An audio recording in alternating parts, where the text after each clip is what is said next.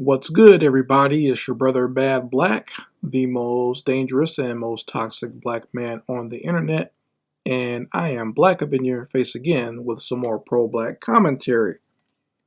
So, apparently, there is a small police department in Hanceville, Alabama, that is being shut down because most of the police force is being indicted for running their police department like a crime syndicate.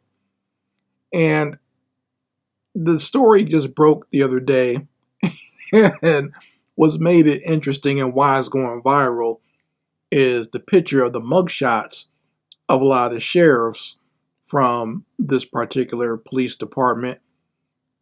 One picture in particular, one mugshot in particular is I don't know what's going on with this guy, but he looks like either a poorly drawn cartoon, like this is like Peter Griffin without his glasses, or he looks as if he is some sort of creature from J.R.R. Tolkien's Lord of the Rings. Like he looks like one of the orcs from that last movie. What was the last one? I think it was called The Return of the King, where Frodo and Sam, they were trying to disguise themselves as orcs and they were marching with the other orcs. And then that there's one in particular that was big and bald and had one eye. And that's exactly what this guy looks like. I'll put the pictures side by side so you can see what I'm talking about. But, outside of him, the other ones look pretty pathetic as well. Just a bunch of absolute Neanderthugs and troglodytes that you would see in a caveman movie, right? So this entire police department is close to shutting down, and from what not only the grand jury but the prosecutors have said, they just might as well just shut the whole thing down because there's too much corruption that is going on there. Now, what broke this story, why it's even getting the attention that it's getting, is because back in 2024, one of the dispatchers from the Hanceville, Alabama Police Department died of an overdose. I believe his name was Christopher Wilhelm. Oh goodness, he.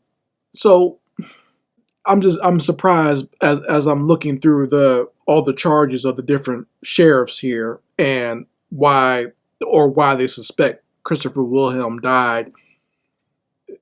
He basically overdosed because he took some of the drugs that were already there in that police department, stuff that they had confiscated from quote unquote criminals.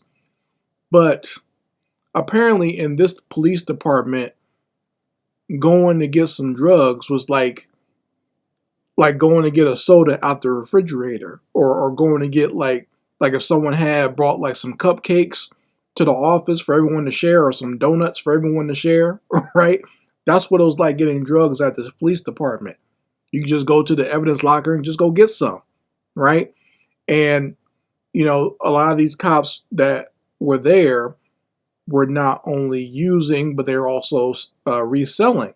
Or that's what they're being accused of anyway. I should say allegedly, right? Allegedly, they were accused of using and selling these drugs. And a lot of them have been charged with conspiracy to resell these drugs, you see.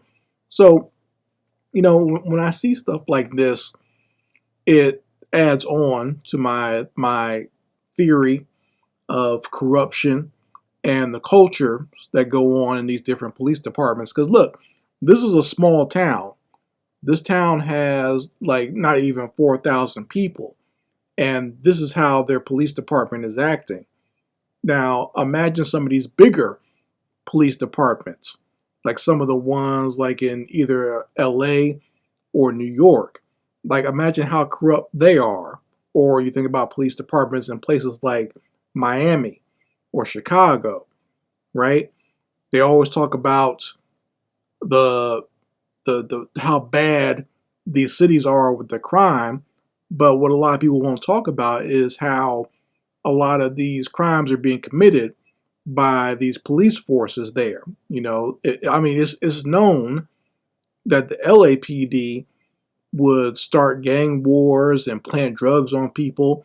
NYPD is known for planting drugs on people and killing people or working with mobsters. Like, these things are known about these different police departments. In fact, like a lot of the police officers that were involved with the whole situation with the Central Park Five, a lot of those police officers were indicted for working with criminal organizations like the mob. So when you have these different police departments and these people who are in there who are absolutely corrupt, you have to ask, like, what type of society do we live in, and are these the people that you want pulling you over, right? Are these the people, when we hear about these shootings or these deaths or these people getting choked or tased while they're having a seizure or whatever, when we hear about this stuff, we have to ask, like, these are the types of police that are responding to this. These are the people that are responding to your wellness checks. You're calling the police for help because you feel you're in danger, and the police wind up killing you.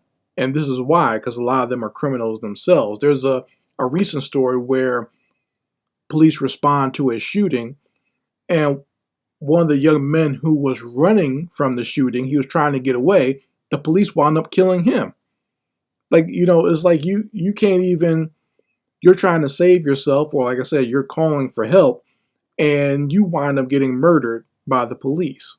That's how ridiculous they are. But they're not ridiculous in that's just the way they are, or that's just the way they act.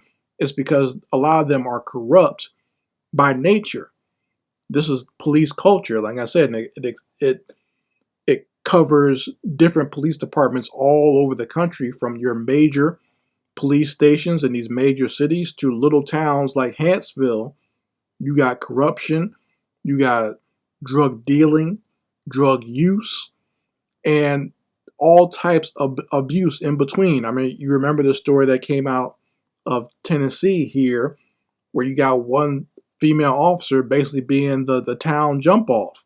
She was the jump off for everybody at the police station, busting it open for everybody at the police station. So that's what I'm saying. Like, you got all types of deviancies going on at these police departments. But once again, these are the people who are entrusted to be our quote unquote protectors, or to serve and protect our communities. And this is how they act when they just get a little bit of power. And if you want to go even further with this line of thought, think about, these people are not even all that powerful. These people are on a low level. You give these people, these knuckleheads and these rednecks, just a little bit of power, and you see how they act. Imagine how some of your wealthy corporate heads act with the power that they wield, right? And imagine how corrupt they become. Some of your favorite politicians, or your favorite corporate rock stars that you like to watch all the time and follow and believe all the nonsense they say about how much money they made or how they made their fortune. Think of how corrupt they are. So these are things to think about and things to consider when we see these people in these types of positions that think they should be lording over us. Anyway, you folks let me know how you feel about it in the comments section. I would love to hear your opinions on this story.